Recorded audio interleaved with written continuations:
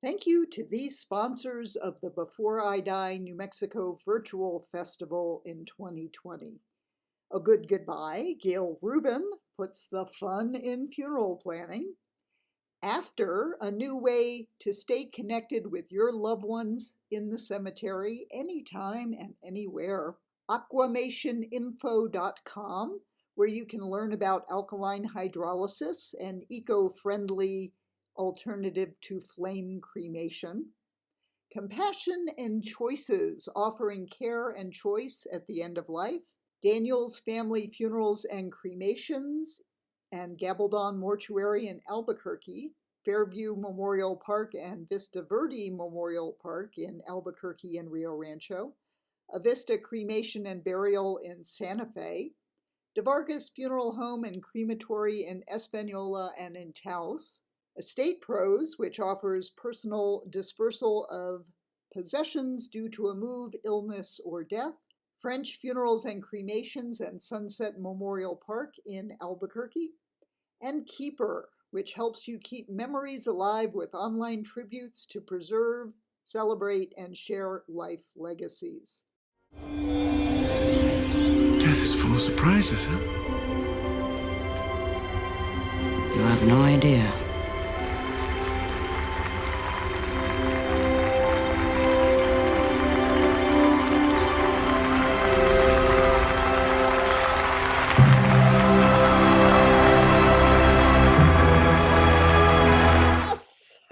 I'm Gail Rubin, the Doyenne of Death, and the coordinator of the 4th annual Before I Die New Mexico Virtual Festival.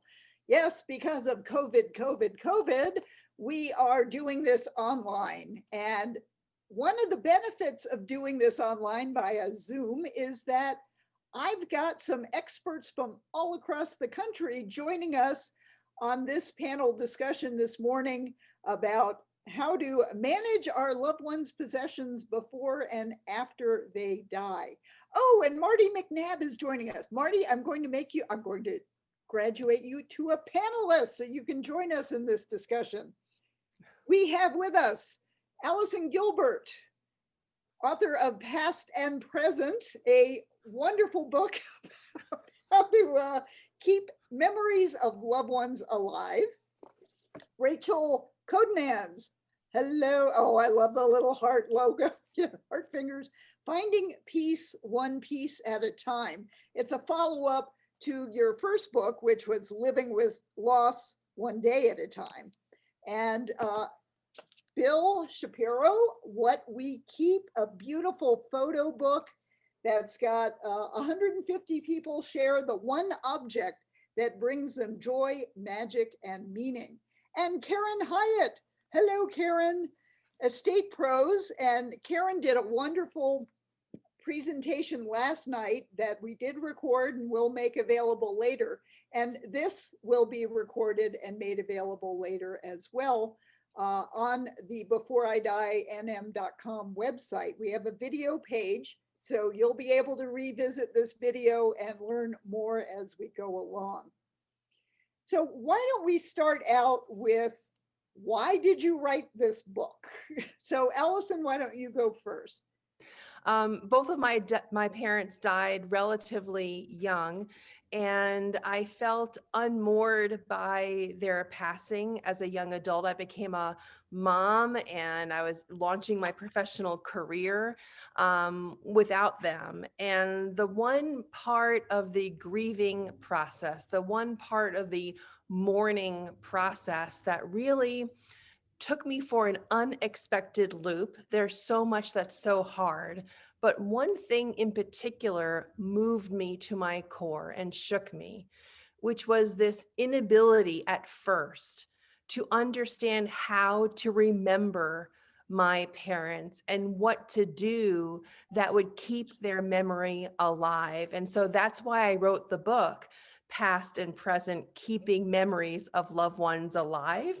It has 85 different ideas, creative ideas for remembering, honoring, celebrating the loved ones that we never want to forget.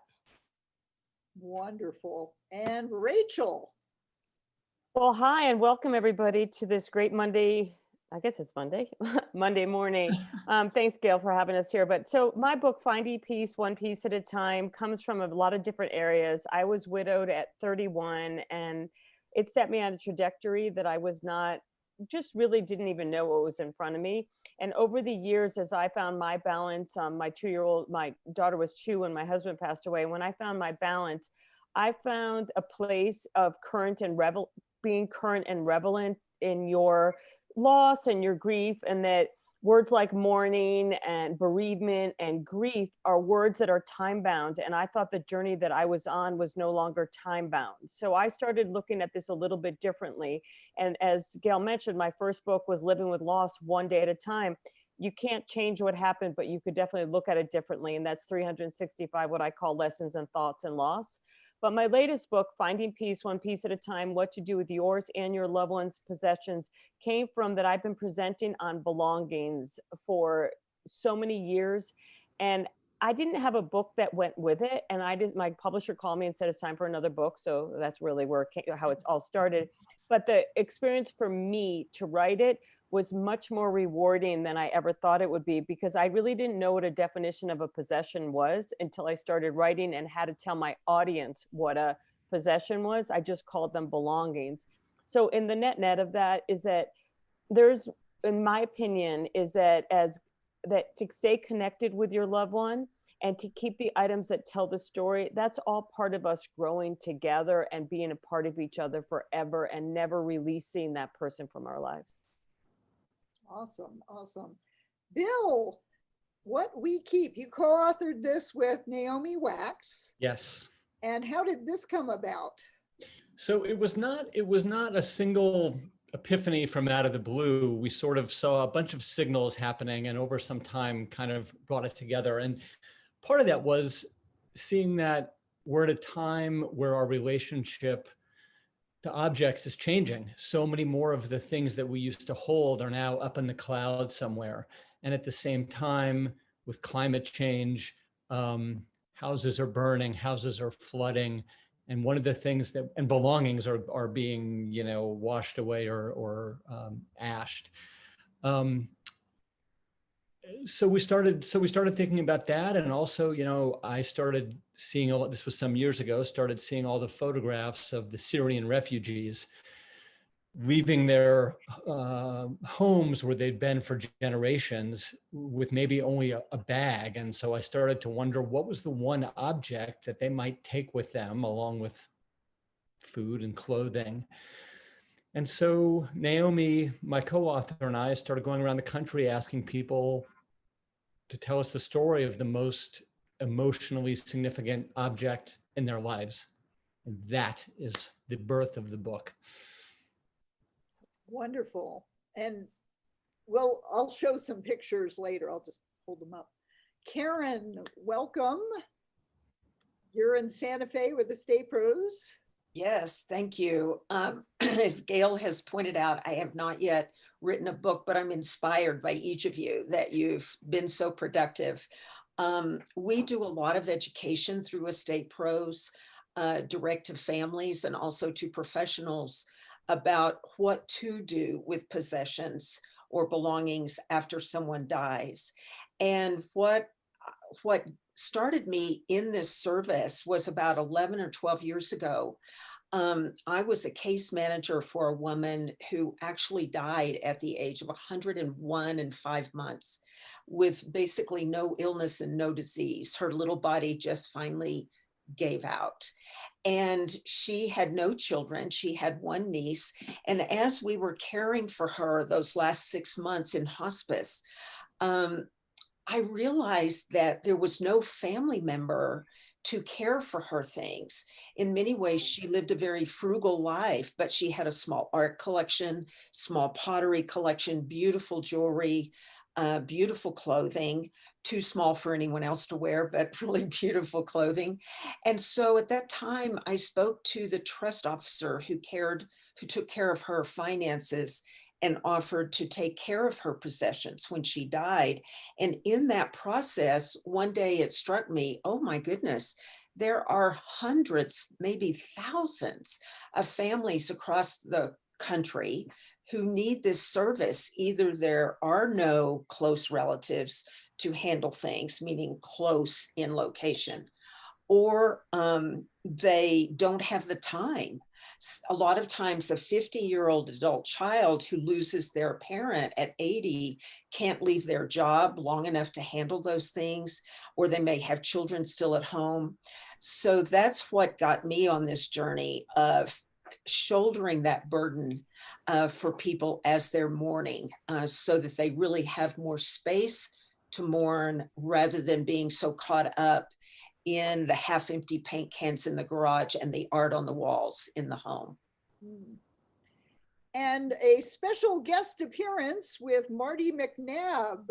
Martie actually introduced me to Bill, and Martie, could you unmute and tell us about what your background is in this field? Sure. Well, first I want to say, lovely to meet you in person, Karen. Karen worked with my girlfriend out in New Mexico who lost her dad 2 months ago. And so I'm grateful to her, and all I've heard was amazing things and your generosity during a difficult time. So thank you, Karen. Thank you. And Allison, of course, was the first person I met in this whole gang here. We've been connected for probably 6 years. I'm delighted to be featured in her book. I'm tip number 25. And then a good friend who's a writer and had come to my events, which are about the stories behind treasured objects, told when she saw an article about Bill's book and what we keep, she was like, you need to know this guy and Naomi. So I ended up being brave enough, because you're all famous people. I was brave enough to reach out on Instagram and send a message. A friend was like, just send him a message. And anyway, I'm delighted because I am not writing a book, Karen, ever. Well, I shouldn't actually say that, but everybody told me with my show and tales, I should write a book. And I was like, I don't have to do it anymore. Bill and Naomi handled it beautifully, and I couldn't do it. And of course, Bill didn't mention this, but he also wrote a book, collected a book of love letters, which is phenomenal. And anyway, I ended up coming to Show and Tales as I started a business over 15 years ago called Memories Out of the Box, where I work with clients, photos, documents, memorabilia, anything that they've saved, both digitally and physically, and they don't know what to do with the goal of telling a visual narrative with that. So it can be anything at the end of the process. But needless to say, I help people tell stories with their stuff. And so I just started hosting events, inviting people to bring their photos and objects and tell stories. And they are great events. They are such good events, which I've been to a few of them. And I thank you so much. And your note about the refugees and what they would bring reminded me, like, everybody's like, what's the favorite thing that anybody brought? And it actually was a representative object. I don't know if you can see it, but it's an egg carton. And it basically, I heard a story of a single mom in Russia whose daughter, struggled, they struggled with food insecurity, and her mother dropped her off at her parents' house, and every weekend, because she was working another job, and every weekend the grandfather would make an egg for his granddaughter. So anyway, it was just like, the power of stories, of the stories behind the things we keep, I think is just amazingly connective and healing.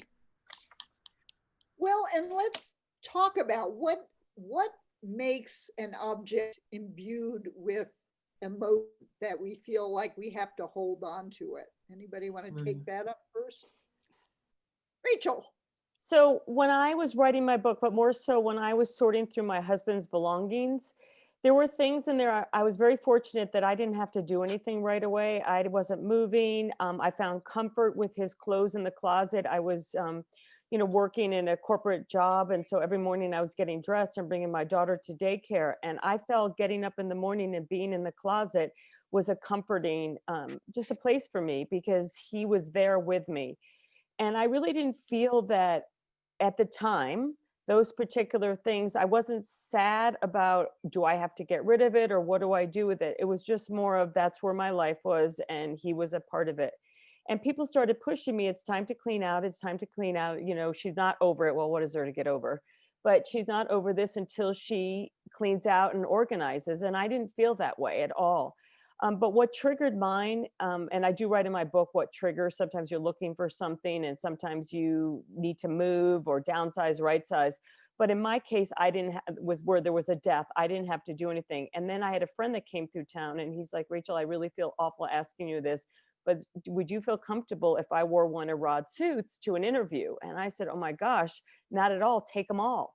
And he said to me, no, I couldn't do that. And I said, no, seriously, take it all. I don't have a relationship with his suits. They've given me comfort in my closet, but I don't have an emotional relationship with his suits. So fast forward that's how it all started with me. But in the end, and as I moved so many times, and it's been over 25 years, and my daughter was no longer 2, and I'm giving her things.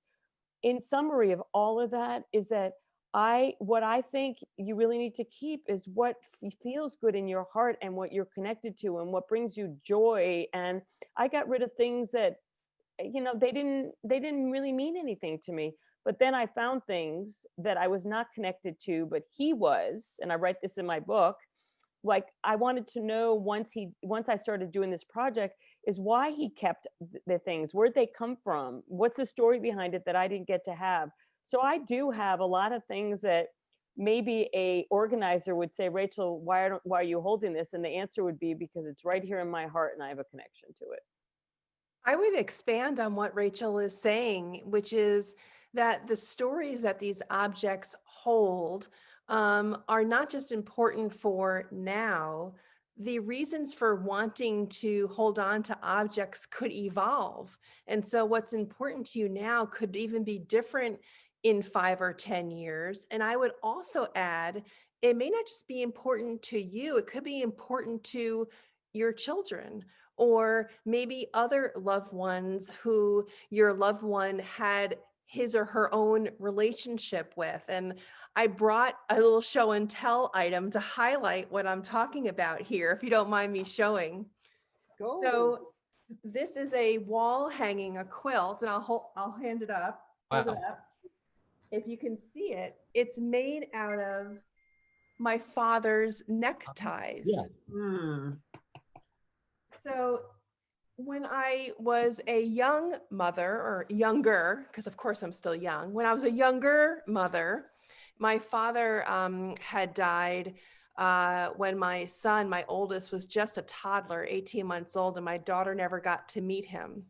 And so when they were younger, the little pieces of fabric that I had made into this quilt, I could help my children understand their colors, and I can help them understand their shapes, and just very basic young child memories.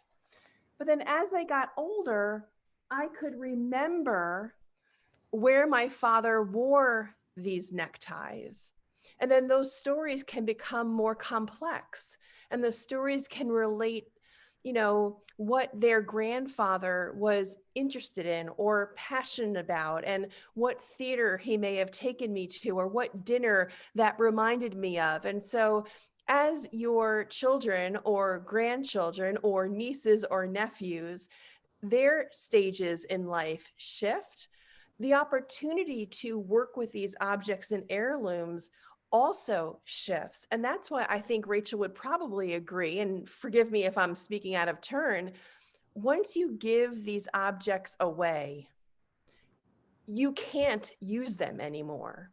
And so there really shouldn't be this tailwind to get rid of objects before you are ready. Once you are ready, then okay. But to have other people in your life who are well-meaning Yes, for sure. say to you that it's time, only you can decide that. And for me, last thing, I was never going to wear my father's neckties. My brother, a more likely candidate, he too was not going to wear his father's neckties. And so we had a choice. We could, of course, have thrown them away. We could have donated them. But here, we repurposed them in a way that allowed my children who never got to know their grandfather this other tangible opportunity to get to know him through these stories. You know what? I love that so much,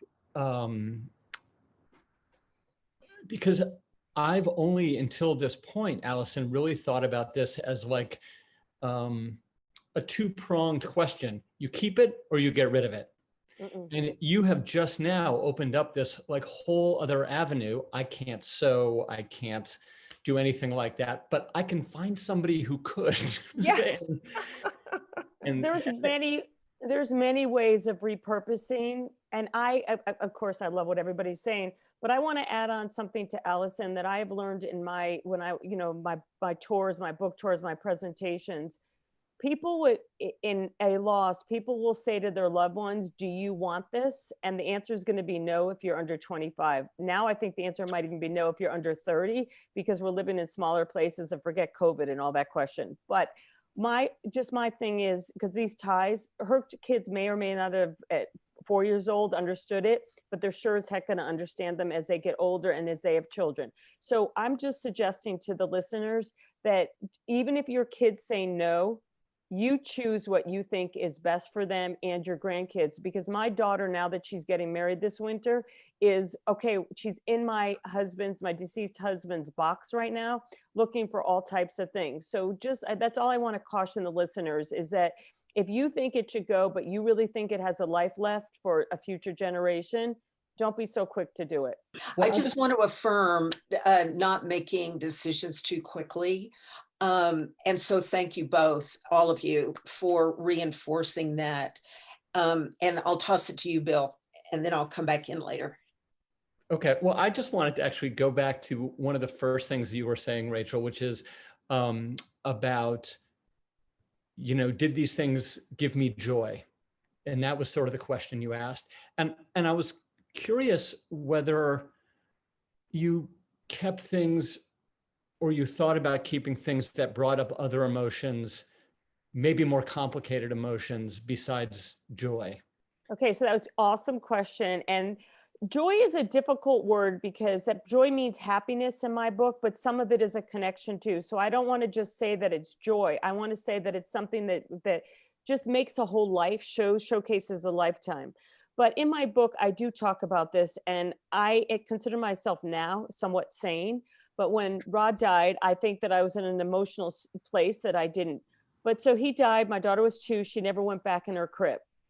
I have not had any other children. I have remarried, but I held on to that crib for a really long time. And I do talk about this because I think it's an important thing for my readers to understand, or listeners to understand, is that what other people might think is crazy, and if it means enough to you, just stay right where you are. Just always stay right where you are. And so mine, what you're saying is, it not just brings you joy.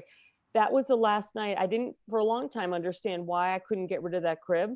And I think it's because it was the last time father and daughter were together. That is a part of me, but it's really not a part of me, right? It's a different relationship that I was preserving. So my living husband, I like to call him, is that when every time we moved, he would say to me, is the crib going? And I would say, yes. And if you want to know where the crib is, you got to read my book. But the point of what I'm saying is that it's a whole connection. It's a whole life. Like, it was my responsibility in my heart, not that anybody told me this, is that I needed to bring him with me. And as I said, my daughter's getting married this winter, and we're having a blast, just how we're going to memorialize him. Like, there's so many things through possessions that we are just making part of this wedding. But thank you for asking. I would add something, Gail, if you don't mind, that we haven't gotten to yet. And so you are probably going to get here anyway. But there's one part of possessions that I think we can take the P and we could talk about power, possessions and power. I think so much about loss, we lose our agency. We can't control when our loved ones die, even if it's a prolonged illness and we know it's going to happen imminently. Ultimately, loss is out of our control.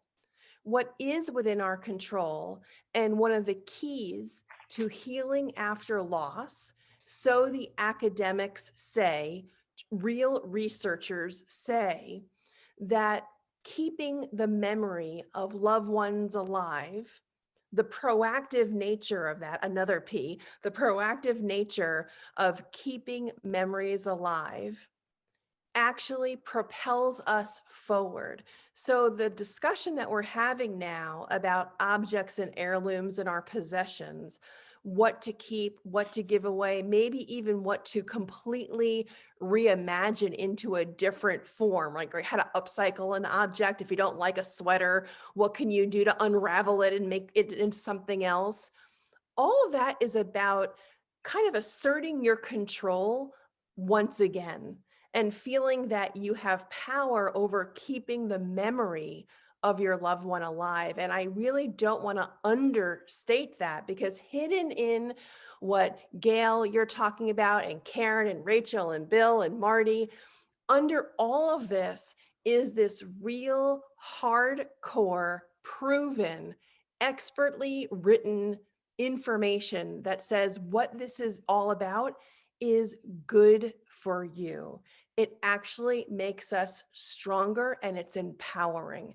So if anyone says to you, it's time to pack it up, it's time to get rid of it, give it all away, that could be noise.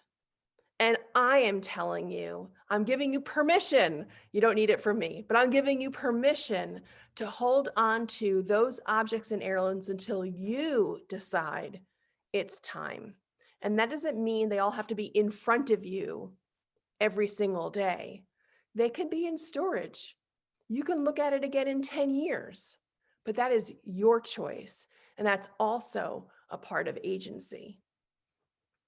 And a segue from that, one of my employees who has since died once said to me, Karen, our objects hold our memories and they carry our legacy forward into future generations.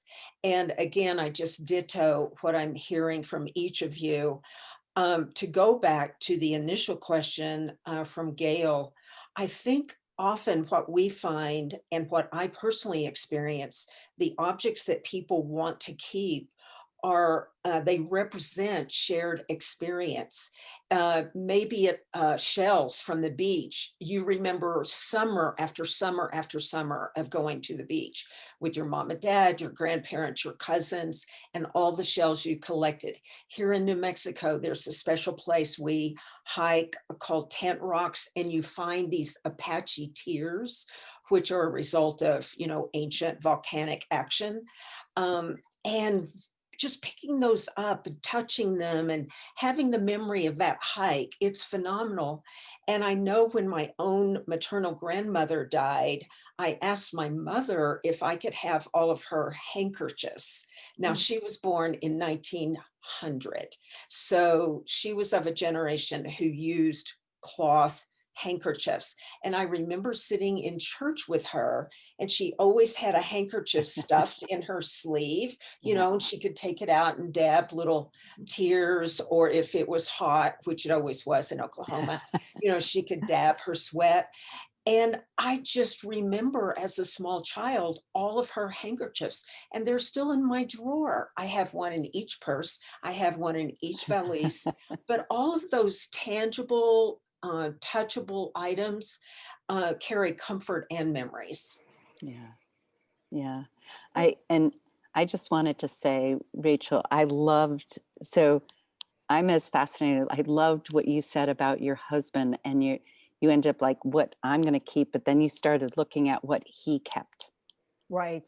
And what it said, what it says, And I think that's the beauty of your book too, Bill, it's just, I think that we go about our lives. I think that anything that COVID has taught us is to slow down, to look, to ask those questions, what did this person keep, and what did it mean to them? What was that story? And actually ask people, like, what does that, I see this thing right behind you. What does that mean? Why do you keep it? Why is it important? I just loved what you said about, like, you were married to this man for all, those years, and you had a child with him, but we get so busy but why did he hold that? Like, why did he keep it? That was so fascinating, those stories.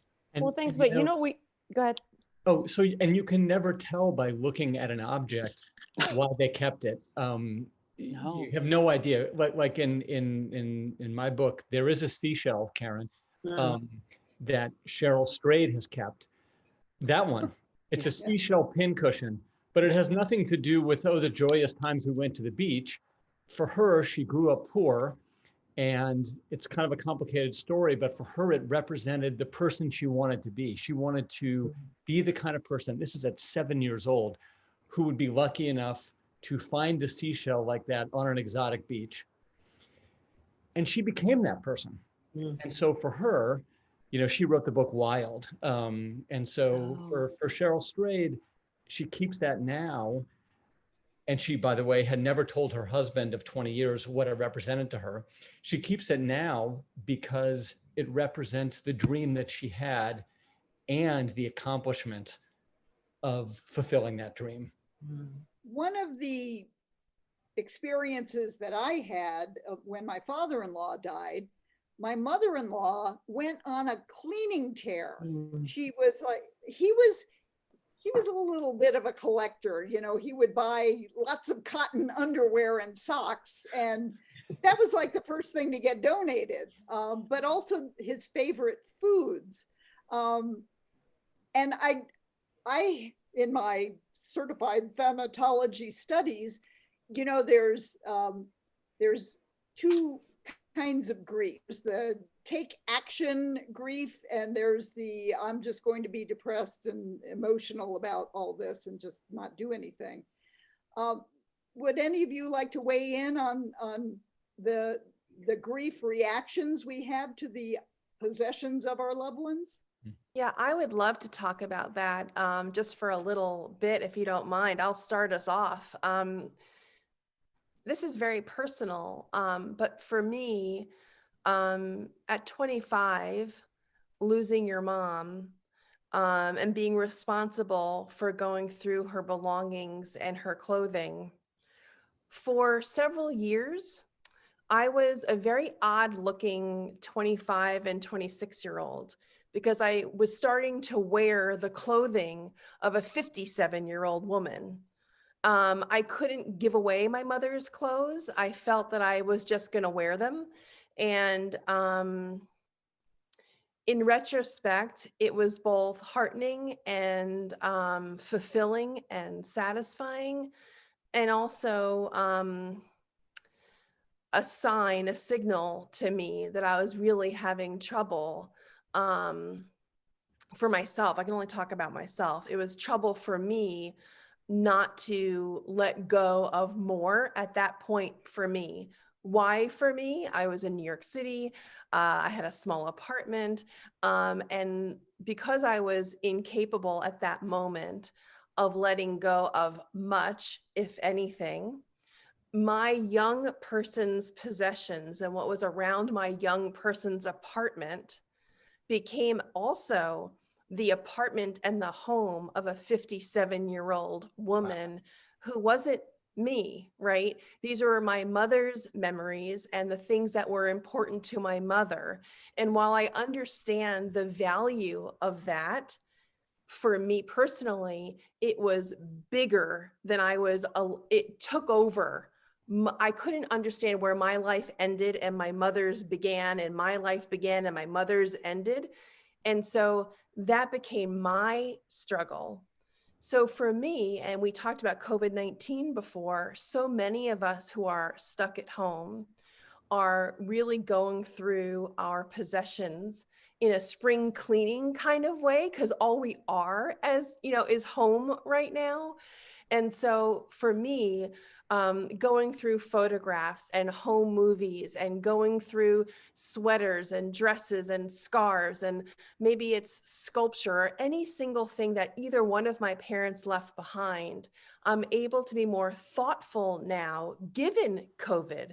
That's been the uplifting benefit for me, is that having more time at home has given me the capacity and the opportunity and the space to revisit some of these objects that are now more than 20 years old, because that's how long ago my parents passed away. And that goes back to what we were talking about before. Don't rush giving your objects away. I'm now able to look at these heirlooms, these mementos, these knickknacks, my junk drawer, in a very different way, given the freedom in some ways that the coronavirus has given me in my life to work from home more, be at home more, and to reevaluate with time these various objects and heirlooms. And so for me, it's very personal. And it had identity attached to it. Where was my identity, and where did that begin and end in relationship, in particular, to my mother's belongings? Not so much my dad's, and I think that's a gender issue. Everything felt savable from my mother, right? If that makes sense. So I think this is also tied up in a very real way with identity. So I would love to jump in, Allison, because first of all, thank you for sharing your story. But going back to what when you talked about the grief relationship with these items, and you talked about your very personal side of it, that you lost sight of where a 25-year-old versus your mother. So that's I thought, a great place to be right now in our conversations when you're talking about where the grief side of it, because to somebody that gets it, it's so reasonable, but somebody that doesn't get it and is trying to help you, or help, just even if it's a professional, to be in that space, I call it messy, because it is kind of messy, because the lines are blurred, right? But why? It doesn't matter, because why can't you cross that line and cross back in? Think of an ocean going in and out. The water goes in and out. It brings shells back and forth. So what I'd like to add to that, because especially for not only our panel, but our listeners and future listeners, I kept Rod's running shoes. Rod, my late husband, he was a runner, and my daughter jumped up on the couch every single day, Daddy out running, Daddy home soon. And his shoes to me felt something. Like I would walk in the house at the end of the day and I say, hi, Rod. When I left in the morning, I say, hi, Rod, goodbye, Rod, we'll be back soon. People that came into my house told me that it was absolutely ridiculous that I would have his running shoes by the door. And I would be like, hey, if you don't like it, don't come over. When they were trying to explain to me, it's kind of on the rude side, it's not fair to the people that are coming in. I'm like, don't come in. So my point of this is, Allison, you were so forthcoming in your story about where you were on all of this. It is messy, but messy is okay, because finger painting is fun, and that's messy, and baking is messy, and so it's okay. I felt connected, and I'm sure you felt very connected to your mom. And so what if you looked a little unstylish at the time, or unstylish for age? But I just think it's up to us to create that relationship, not only with our loved ones, but with their belongings. Yeah. Hey, we have a question from our audience. All of these good suggestions are about the decisions of the survivor. What about advice for the living about what they should dispose of before death to make the options easier for their heirs? And what about leaving messages about why they kept an object and their hope for its continued existence in the family? If you're comfortable, I'd love to start with that one. Sure. Okay, so I believe that's the best way. The best is to do it when you're alive. There's nothing better than that, because you get to hear the stories. So the listeners that are hearing right now that heard the first 20, 30 minutes of us, you're right, it's after loss. That's why I call what to do with yours and your loved ones' possessions, because it's not responsibility of your children's neighbors, friends, or family to clean out your stuff. So I love this question, because I think it provides an opportunity for people to tell the story.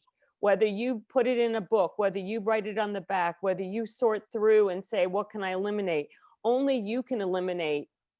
I call it thinning, that's my word. Only you can thin it out. Your other people are more so cleaning it out. I mean, it's a form of thinning, but I love that that's bringing up in a conversation. Love to hear what the other panelists say, because I think the stories are so real when you can hear them up front. Allison probably knows a lot about those Thai stories, but she's probably a lot that she doesn't know. And how great would that be to have every story behind it? I think to that end, a great way of amplifying what Rachel is talking about, especially these days, is to do that that recollection and that storytelling about objects, either on video, so you can record videos about your possessions. Maybe you're taking your phone and you're doing selfie videos, and you can kind of tell the story of that object, and then you could save a video per object that you want your family to remember. Or if you want to share the stories of objects, I would say open up a Google Doc. Have multiple voices lend their perspective about an object. So for example, the ties, I may remember a certain number of stories about the ties, but perhaps my older brother will be able to embellish, right? Not infactually, but with concrete details. Or perhaps, other family members will remember other parts of the story that maybe I was too young to fully grasp and appreciate. So I think using tech to your advantage, and that's something that I talk a lot about in my book, Past and Present, Keeping Memories of Loved Ones Alive. There's a whole chapter about using technology, thanks, Gail, about using technology to our advantage. Hey, listen, where's my phone? We all have our phones, right? So if we're already on Facebook and we're already on Twitter, we're already on Instagram, and we already use Google, why not use these tips and tricks and strategies for the purpose of keeping the memory of our loved ones alive and for telling their stories? And I'll add one more thing. I'm a mom of two, one young 20s and one teenager. And to me, if I speak to them about these objects and heirlooms, it's like the Peanuts cartoon, la, la, la. They don't hear me anymore, right? I become this like bizarre voice that they don't want to like listen to. However, that's not all the time. They're great kids, but sometimes another way of communicating with teenagers, in my opinion, is to post something where they are already. So if I want to make sure they see a story or see an object that's important to me that I want them to know about and understand in their own time frame, in private, where they can look at something on their own without me watching them look at something, they can kind of do it in their own privacy, right? When you're looking at social media, you're not aware of people looking at you watching social media. You're just kind of doing it in your bedroom, you're wherever you are. If I post something on Instagram about an object or an heirloom that I think has family significance, I know my kids will see it. So I'm not preaching to them. I'm not even talking directly to them. However, I know that they will absorb it in a way that speaks to them in their timing, in their generation. So I say use technology to your advantage. Yeah. And I would second that, just as we're meeting here on Zoom together, you can, do this with your family as well. And so, if you can sit down with your grandmother, grandfather, your uncles, whatever, and maybe they'll need your help to get on Zoom. But then you can end up asking, well, what's that photo on the mantle behind you? What does that sword over there mean? It's you can do this and you can record it, and then you can have that as part of the story as well. And just so Bill and Naomi interviewed thousands of people, hundreds of people, and chose this. You can create your own book. You can create a book that says what we kept, you can do this yourself now with shutterfly, snapfish, you know, all kinds of, as Allison was saying, all kinds of technology out there. You know, you can create this for your own family about your heirlooms. So. So one thing I would mention is that in all of our interviews, sometimes people knew the object was important, but they couldn't quite articulate why until, you know, we sort of, I'm an old-time journalist. So we ask questions and questions and questions. And I think that's something that people should be ready for. You know, you can ask them, what does it feel? What does it feel like when you hold it? Or what does it feel like when you don't see it? Who does this remind you of? When did you get it? What were you going through at the time when you got it? You know, what did that person mean to you who gave it to you? And all those things start to paint a lot of color. And sometimes they may have had this object for 60, 70 years and may not be able to come up in one sentence and say, this means X to me. But a lot of times these objects took on meaning at like a crossroads in their life, or some moment where somebody important came into their life. And so make space for them and be patient with them with these stories, because sometimes they need a little tug on the line. Gail, can I just say one more thing, if you don't mind? So we're all talking about objects that we either think are lovely or tell a good story, or perhaps there's some sort of positive relationship with these objects. Can I divulge something, I guess, that not every object is beautiful. Not every object do you want to keep because maybe it's like completely ugly and we have to acknowledge that. Maybe it's a set of china that feels outdated, but then it still has this like emotional, wonderful tug of the person who owned it. And so I do think that objects don't have to stay the same. Like just because there's, let's say, a set of china, it doesn't mean the set of china has to live on as a set of china in perpetuity, right? You can break apart china into little pieces on purpose and use it to frame and make a mosaic frame, right? You can take some wool sweaters, and we did this. My grandmother, before she died, she was a prolific knitter, and she made the world's ugliest sweaters, and we got them every single year. They were ugly and boxy and like completely shapeless, and no one really wanted to wear them. Oh, thank you so much. They were awful. But we saved them because they were made by our grandmother. So what did I do last year? Again, I'm not crafty, Bill, right? I'm not the talented one. I brought all of my grandmother's sweaters to a knitter, and I had her unfurl all the sweaters and then remake them into gloves and mittens and scarves and hats. So then that is what we wear. So it's the yarn. It's the yarn that my grandmother picked, but we're going to use the gloves. We're not going to wear the sweaters. Love it. Love that. Well, I do have a story I'd love to add to that as well.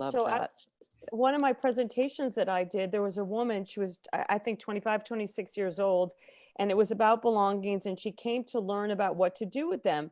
And at the end, she raised her hand and she said, well, I found her parents were both killed in a car accident. So she's the only child. So she had to go in and do deal with the house. And she came to the session and she said to me, I'm okay with the clothes. I'm okay with some other things, but I'm struggling on, I found something that my mom had that I don't understand why she had it. And I could get rid of other things, but I couldn't get rid of this. So I asked her if she was comfortable sharing it with everybody. And of course she was. So while she was growing up, her hand was smacked, as she said, daily for double dipping, like putting a chip back into the salsa or re-dipping like a carrot or a celery. Her mother's thing was double dipping. Like she was always in trouble, grounded or whatever for that. So I asked her, I said, what did you find that you just don't understand? She said, well, I found a fondue pot in my parents in their closet, like in their pantry. And what I don't get is like, that's the ultimate of double dipping is fondue. but she said it was never used. So I said to her, but this brings you such pleasure. Look at the smile on your face. And she said, who would have ever thought this childhood thing that I got my hand smacked for is something that I'm saving that has never been used. But she actually repurposed it into what she's calling a collection of her mom's jewelry and some things inside it.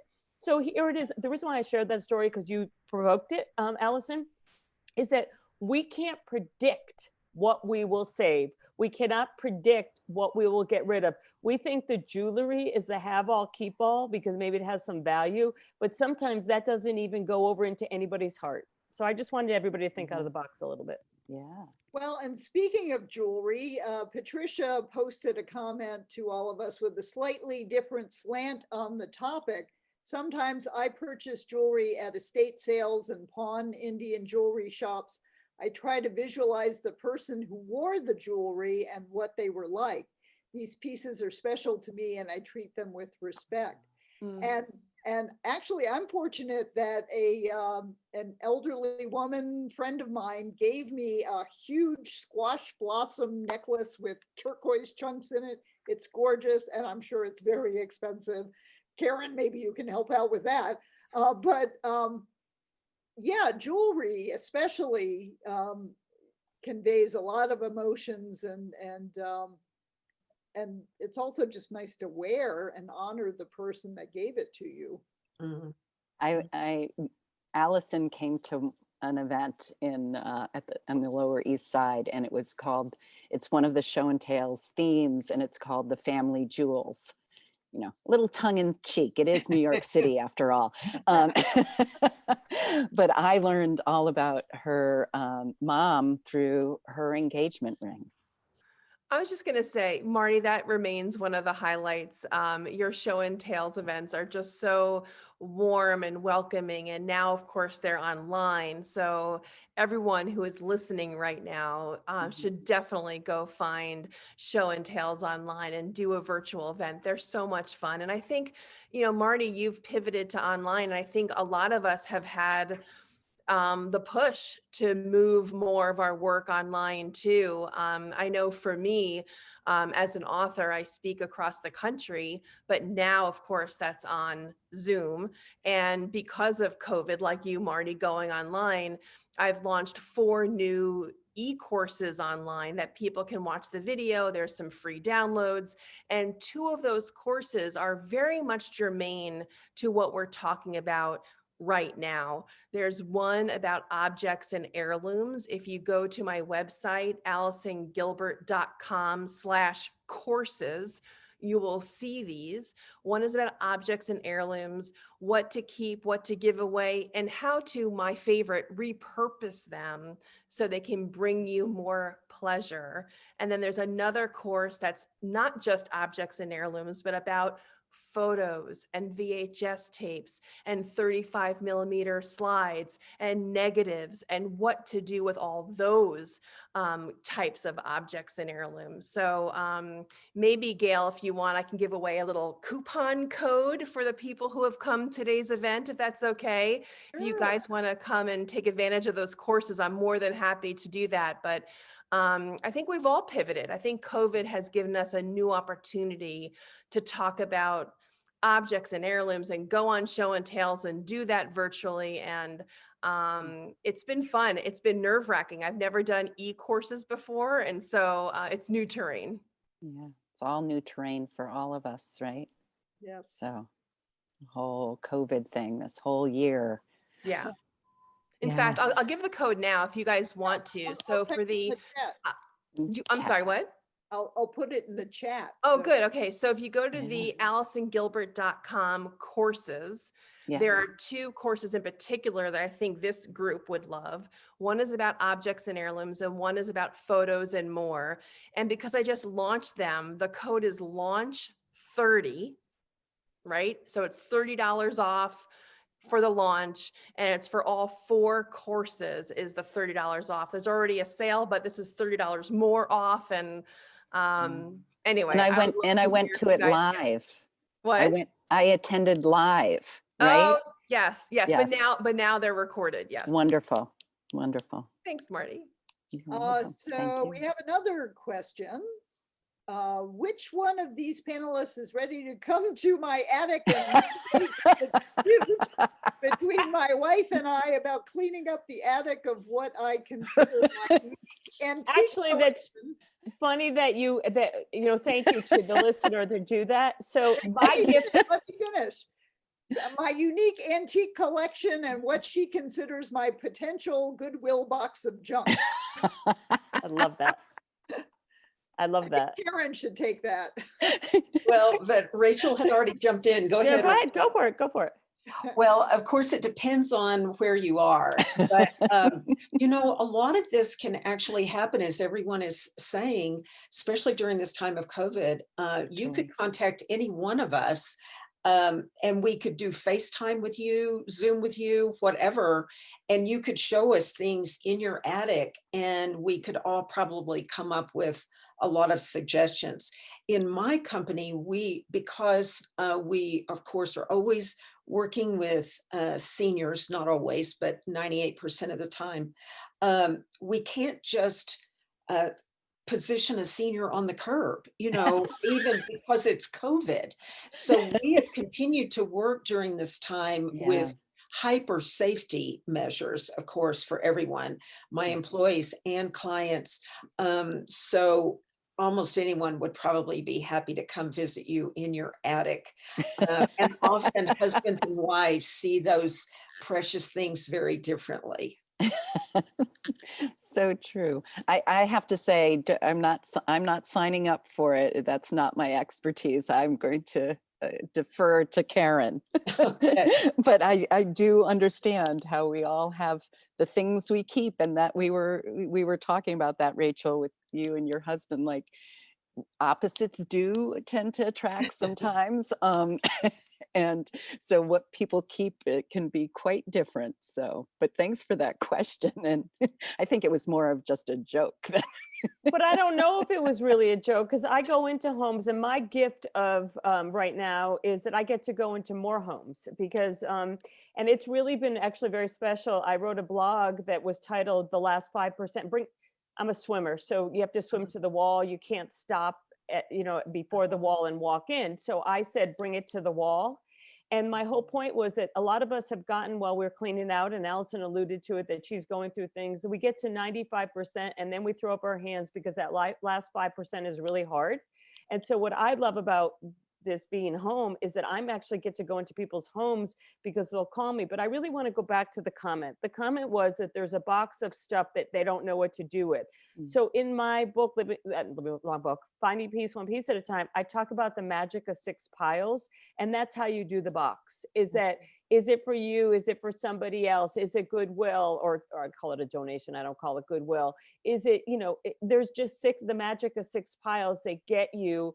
And if you're doing it with another human being, so to speak, or even if you're doing it through yourself and you're having the conversation in your own head, is that if you're trying to put this item into one of the 6 piles, if you could get from 95 to 99 or 98, you've done a really good job. And so I always tell my people, if you get from 6 boxes to 1, have a glass of wine, because you deserve it, right? I want to talk about guilt just for a little bit. I think sometimes what stops us from really purging to the last object in heirloom is somehow guilt that we should be keeping all or some or more, and that by putting things in the garbage or giving them to Goodwill, that somehow we're not valuing what these heirlooms mean or what these knickknacks mean, and somehow we feel like we're not giving our loved one maybe their due, like we're somehow being disrespectful to their memory. And so there's one thought that I have in terms of guilt, which is you may have, as the immediate family member, what you consider too much stuff, so much quantity that you feel burdened by how much you have. Maybe it's in closets, maybe it's in the basement, maybe it's in the attic. And really, it's like this invisible pressure that you feel to keep these possessions in your possession.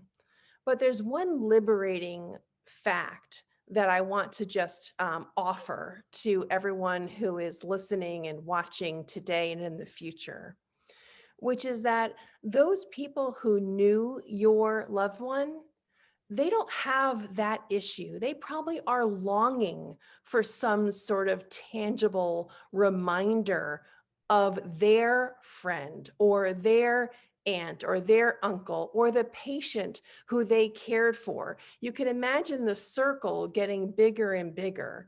So if you have, I'm making it up, 20 objects and heirlooms, and you don't want 20, maybe think about your loved one's favorite teachers or the clergy members who were important to them in their life. Those people who are around the perimeter of your loved one's life, they do not have likely a tangible reminder of your loved one. So instead of maybe giving the objects to Goodwill, where maybe you feel again guilty about doing that, you can give it a different loving home. And I think that's very important. That allows you to purge perhaps more easily if you expand your giveaway circle. So I think that's been helpful to me. I know it's been helpful to a lot of the readers who I talk with all the time. And I just offer that as one other way of purging yourself from objects that may feel, I know we don't like to admit it, but feel more of a burden sometimes than joyful. Okay, well, here's an issue that's in my family. I have no kids. I have 3 brothers, only 1 granddaughter out of all of that. We have a samovar from Russia. So this is like a real family heirloom. It was like trotted across the steppes of Russia in an ox cart, and it made it to America. And I wound up with it for a while, and I'm like, I have no kids. What's going to happen to this thing? I actually got it back to my mom because it's my mom's side of the family. And they're still alive. But once they go, I'm not sure what to do with something that's got that kind of history associated with it. Well, you just nailed it. If you don't mind me jumping in, you can donate it to a historical society in your loved one's name. So there are many ways of you not having to be the keeper of the possession forever. And so I feel like a really great repository to consider are historical societies, are, military halls, for veterans. It could be, samovars are beautiful. And so maybe there's even a cancer ward that needs to be beautified. Think about the type of organization, a nonprofit that's always scrambling so they can have money. The last thing they have money for are beautiful objects to decorate their offices. Maybe there's a cause that you feel you can donate an object to that was either meaningful to you or meaningful to your loved one, and that could be the repository for it. Historical societies, libraries, maybe it's the college where your loved one went to. Maybe it's their high school that they went to. Maybe it's their house of worship. I mean, you can kind of expand the circle. And so I feel like there's always a loving home for objects, even if you have to think a little bit outside the box. Great advice. Great advice. Anybody else want to weigh in on that? Nope. All right. And Martie is inviting everybody to join her for a show and tales. And I want to give Martie a big thumbs up. We had our VIP Halloween experience, and she conducted her show and tales, and our participants, we had a great time and learned a lot about each other.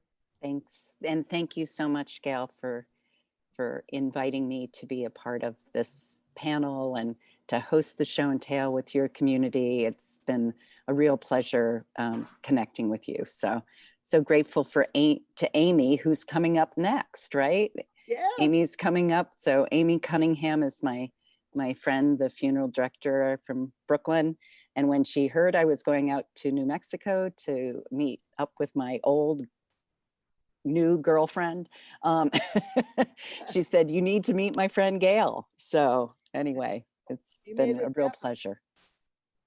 And Toddy just commented in the chat box, don't forget about donating to theaters, little theaters, Theaters drama and drama programs at programs. schools. Oh yeah. Other suggestions for dealing with possessions while the person is alive? That Karen, that's probably something that you deal with a lot, because I mean, it's not like you want to be pushing the old people out the door with their possessions, but how do you gracefully handle dealing with your seniors and their stuff?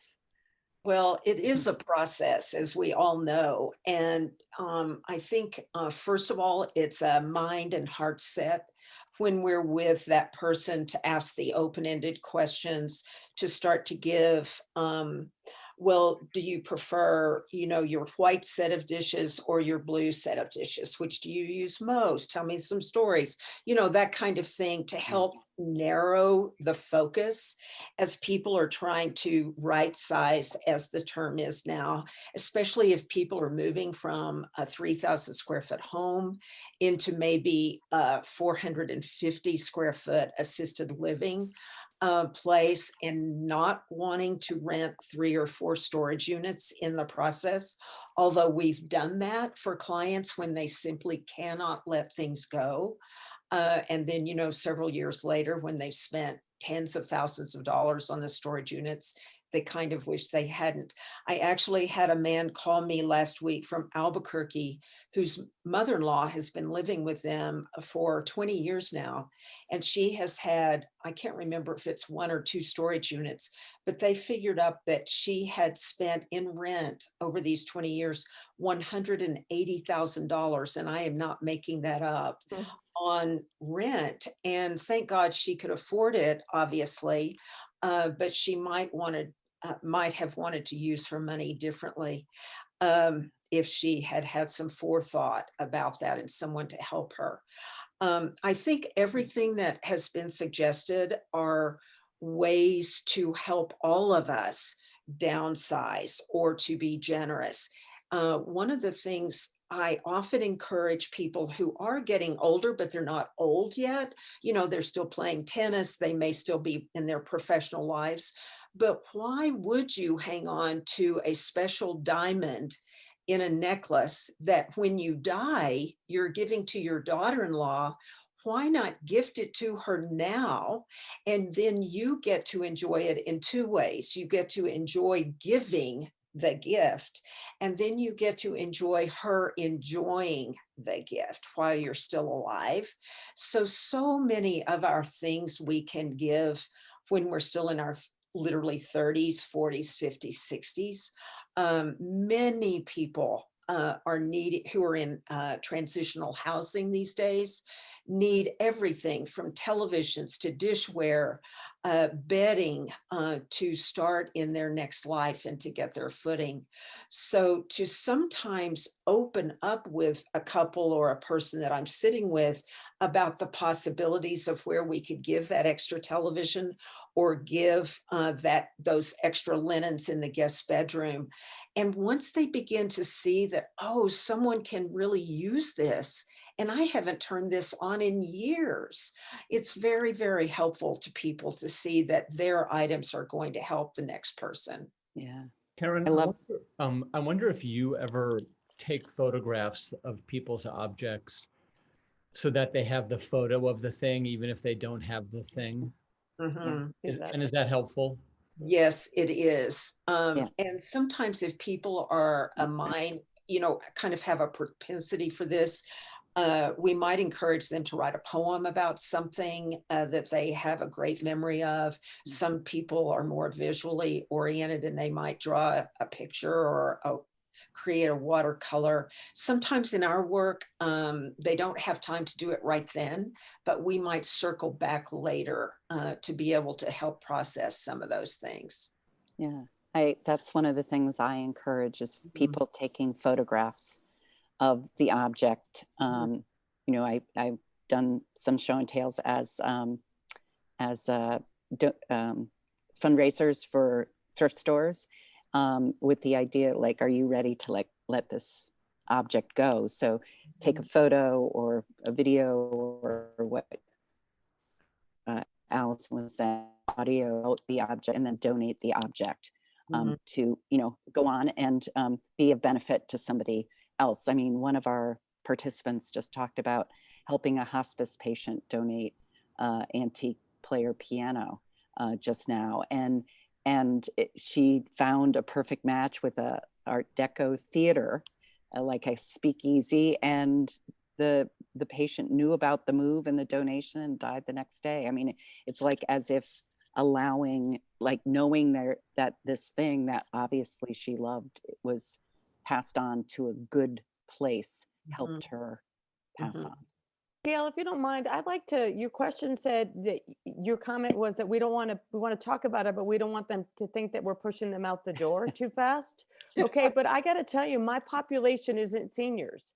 So the people that I work with young people that have, like, I mean, Allison was 25 when she lost her mom. My population, majority of my population I work with is 40, 50, maybe they're moving their parents, maybe they're, had an untimely death, maybe they're helping a neighbor. So what I want to talk about with that is that there's some for that generation may or may not think pre-planning of anything is appropriate. That's why I call my book Finding Peace One Piece at a Time, What to Do with Yours and Your Loved One Possessions. So what I like at the last chapter of my book, I talk about that this should be a lifestyle, that this shouldn't be waiting till you're pushing someone out the door or waiting, because all that is lost if we wait too long. So I just wanted to the listeners once again, and particularly the question that you asked about, how do you do it without pushing them out the door? I think it's a cultural shift that we have a relationship with these objects. We no longer need 27 pairs of boots. COVID has proved that to us because we haven't even worn one pair. So, it's maybe one pair of black boots and one pair of black flat shoes. And so we could be doing this as the days go on. We don't need to wait and to have somebody else sort through whether or not we're going to keep our tidy whities, So I just want to say is that the age group can really come down. Love what you said about a cultural shift, and, gets back to Marie Kondo and minimalism and all of that. And so I totally agree that people are really questioning and thinking about. My favorite thing is now I'm going to space his name, but the comedian who did the whole thing about stuff and was like, we have to buy this and we have to do this. Oh, George Carlin. And the stuff, his video about it was just, we got to buy a bigger this because we got to have a place for our stuff. So I absolutely agree, Rachel. I think that we're all like rethinking stuff, but then also thinking about the actual stuff that we do keep and telling its story and letting people in our lives know why it's important and its story, and building bigger connections as opposed to bigger collections. Right. I want to bring up one point that I think is really important, is that a lot of this work sounds isolating. And it sounds like you have to do this by yourself, that you're not going to have support during the process of going through these objects and heirlooms. But as we've discussed, there's a couple of things to bear in mind. You can do this alone. That's always a choice. Or you can work with someone like Karen who can support you and really give you that hand holding that you need, virtual or otherwise, when COVID is over.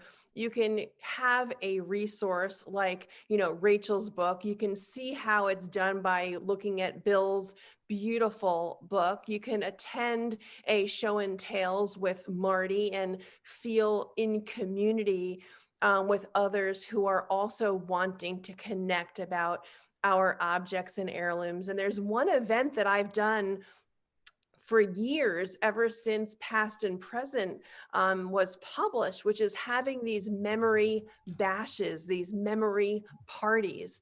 And that puts you in the thick of celebrating your loved one's memory with other people who are drawn to do the same. So memory bashes, a bash is like a party. The excuse is to get together, have a really good time, eat and drink and hang out and be social. But the common thread that brings people together to a memory bash is to think about your loved one, share their story, and there are activities to help you do that, not just about objects and heirlooms, but about what made your loved one tick, what made them so special. And so there are just wonderful ways, virtually and in person, to do what we are talking about, but you don't have to do it alone. This can be isolating. You can feel daunted by the process. And we just want you to have a virtual feeling that we have got your back, whether it's in person, whether it's through books, whether it's through advice, whether it's through memory bashes. You don't have to do this alone. You can, if that's what you prefer, but you really don't have to. There are lots of people who are going through exactly what you're going through, and we can learn from other people's experiences too. Well, I did want to say, Rachel, you talked about you have 20 pairs of boots. I have 5 or 6 pairs of cowboy boots that have skulls on them, and I have other ones too. And yeah, I love them. Yes. I want some. Yeah. If you're letting any of them go, I've got a 7.5. Oh, 9.5. So it's hard to believe, but our time is flying by and we need to wind this down. So I would like to ask everyone to make your closing statement about possessions before and after we die. Bill, why don't you start? Well, I have learned so much from all of you. It has been so informative and moving. And so thank you to my co-panelists. And I guess, for me, what I'd hope people would take away, at least from where I'm coming from, is be a journalist and ask the questions. Ask what you want to know. That's how you'll get the stories. And sometimes the objects, they may not be pretty or interesting. They're almost definitely not going to be valuable, but the stories are, in a monetary way, but the stories are hugely valuable. And you can only get the stories if you ask the questions. Beautiful. Karen. Yes, this has really been on my heart almost this whole time as I've heard everyone share. And I think it's two sides of a coin. We talked mainly about how we can be if we're going through a loved one's possessions and the emotions of that. But if we just scale that up one level, most families are doing this process with siblings, with cousins, aunts and uncles, and not everyone in the family is going to be emotionally processing at the same speed. I don't even like to use the word speed, but in the same rhythm. And I hear this a lot from siblings. Sometimes the sibling that wants to take more time with something, tell more stories, they begin to feel very alone because in almost every family, there's more the Marine, sibling who wants to get it done today. And they come in with an agenda and they're getting it all done by Thursday. And it just doesn't allow as much time.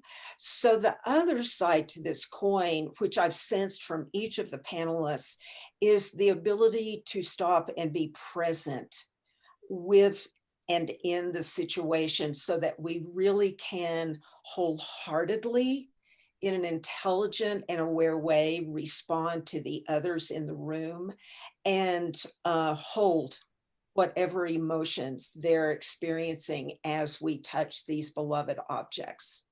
Martie, what would Beautiful. you like to leave us with? Well, I love that, Karen, what you just said about, yeah, I think that it comes to slowing down. And I know there are people who are like, I only have this many days off, and they have to, in New York City, a lot of people do not have the luxury of keeping everything, keeping the apartment. Usually like they get, a month maybe until, they're, so, but if there's any way, I think that's you've got to honor. I love what you said, the rhythm, and if there's a problem with keeping the stuff because you have to get out of the house or the apartment soon, then try to take some object that's valuable to you, and take photos that you can keep those and keep on telling stories. You don't have to do it all at once. So. Rachel, your closing thoughts. Well, I love this, loved it all. I think we all have different perspectives, but we think similarly. So I really kind of enjoyed that. I just thought we did great together. But I would like to encourage not only the panel, but encourage our listeners and our future listeners that this isn't, to me, daunting. To me, this is really special, with the opportunity of walking through someone else's life and being part of someone else's life. So I would like, whether you're downsizing, right sizing, whether someone has already passed, whether you're just preparing for your own, you want to organize your own things, that try not to think of it as daunting. And even if you have that sibling, or you have that spouse, or you have somebody else is that they're a keeper and they're a throwaway, or, find your compromise in between. But I'm just saying to look through a different lens a little bit at these items and how you feel about them, and what to keep and what not to keep. I just want to reiterate, if it creates a story that you want to share, or it feels good to you, or if it keeps a connection to a loved one or a past, then you keep it. Otherwise, it's I hesitate to let that go just a little bit, but let that be your priority. Thank you, Gail. Thank you. And Allison. I would say the great equalizer between the person who is approaching going through objects and heirlooms with military need to kind of do this in a snappy fashion, and someone who needs to linger, the magic bullet, in my opinion, is to just save everything. So if you are that person who feels like you want to slow the train down, but there's a clock ticking on either you have to sell a house, get out of an apartment, or you have a sibling who is kind of like tapping their foot with impatience because you're taking too long, then your out of that is to put things in a box and defer decisions till later. That is, I think, in this context, a really good and sound piece of advice. For me, what I want to underscore is that you are not alone. I know we are all accessible and available to everyone who is watching this now or in the future. My website is AllisonGilbert.com. I am always available to you. I've just launched some new e-courses about what to do with our objects and heirlooms and our possessions. So if you go to AllisonGilbert.com courses, you will see those. Just for Gail and her amazing followers, I will give you another, there's already a discount, but I'll give you another $30 off with launch 30 for that coupon code. And if you want to email me, I'm an open book, Allison@AllisonGilbert.com. Or connect with me on Instagram, Twitter, Facebook. I am a Gilbert writer. So A as in Allison, Gilbert as in Gilbert, and then writer because I'm a writer, a Gilbert writer. You are not alone. We all here in this webinar today, we have your back either through our writing, through what we do, like with what Karen does so well, with the events that Martie runs. We are here, and you do not have to do this alone if you do not want to. Building on what you said about if you need to just put it in a box. Karen did a session last night which talked about how to properly put things in a box so that they don't deteriorate. based on where you put them and how you pack them. So check out that video after we're done here and we get them all online. So yes, all of our festival videos will be posted on a video page on beforeidinm.com. And I want to thank all my panelists, Bill Shapiro, What We Keep, Yeah. Allison Gilbert, past and present, and Rachel Kodanaz, Finding Peace, One Piece at a Time, and of course, Karen Hyatt, Martie McNabb. You people are all fabulous. Thank you for joining us. And our next session, you don't want to miss this, 2 funeral directors, our favorite, Martie, I hope you'll come be on. on it. Okay. Yes, for Amy Cunningham, a funeral director in New York City, and Sid Waldman, a funeral director in Houston, Texas, are talking about funeral directors' experiences in COVID hotspots. So take a little bio break. We'll be back in half an hour. Yeah.